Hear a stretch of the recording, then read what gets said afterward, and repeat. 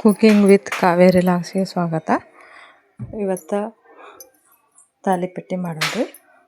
ಅದಕ್ಕೇನು ಬೇಕಪ್ಪ ಅಂದ್ರೆ 1 ಕಪ್ಪು ಅಕ್ಕಿ ಹಿಟ್ಟು, 1 ಕಪ್ಪು ಜೋಳದ ಹಿಟ್ಟು, 1 ಕಪ್ಪು ಗೋಧಿ ಹಿಟ್ಟು, 1 ಗ್ಲಾಸ್ನಷ್ಟು ಚಹಾ ಕುಡಿಯೋ ಕಪ್ಲಿಂದ 1 ಹಸಿಬೇಳೆ ಹಿಟ್ಟು ತೊಗೊಂಡಿದ್ದೆ.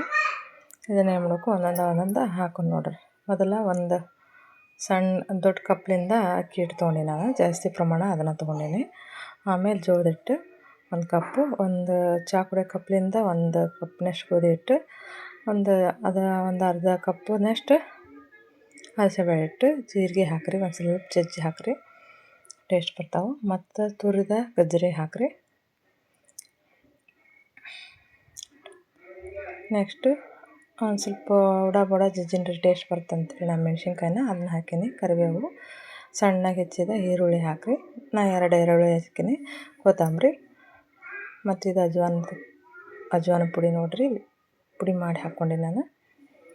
ಮತ್ತು ರುಚಿಗೆ ತಕ್ಕಷ್ಟು ಅದೆಷ್ಟು ಪ್ರಮಾಣ ಮಾಡ್ತೀವಿ ಅಷ್ಟು ಉಪ್ಪು, ಇದು ಬೆಳ್ಳುಳ್ಳಿ ಪೇಸ್ಟ್, ಮಸಾಲೆ ಪುಡಿ 1 ಸ್ಪೂನು, ಅರಿಶಿನ ಪುಡಿ 1 ಸ್ಪೂನ್ ಇಷ್ಟು ಹಾಕಿ ಆಮೇಲೆ ಇಲ್ಲೇ ನೀರು ಬಿಸಿ ಮಾಡ್ಕೋಬೇಕ್ರಿ. ಇದಕ್ಕೆ ಜಿಗಿಟ್ಟು ಬರ್ಬೇಕಲ್ಲ, ಬಿಸಿ ಮಾಡ್ಕೊಂಡು ಅವನ್ನ ಹಾಕ್ಬೇಕ್ರಿ.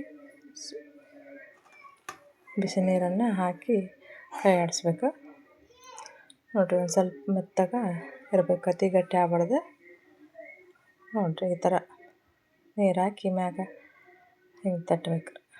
ಬುಡಕ್ಕೆ ಪೇಪರನ್ನ ಯೂಸ್ ಮಾಡ್ಬೋದು, ಬಟ್ಟೆನ ಯೂಸ್ ಮಾಡ್ಬೋದು. ನಾವು ಬಟ್ಟೆ ಯೂಸ್ ಮಾಡೀವಿ.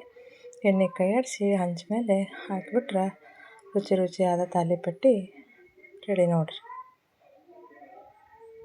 ಮೊಸರಿನ ಜೋಡಿ ಚಟ್ನಿ ಹಚ್ಕೊಂಡು ತಿನ್ಬೋದು.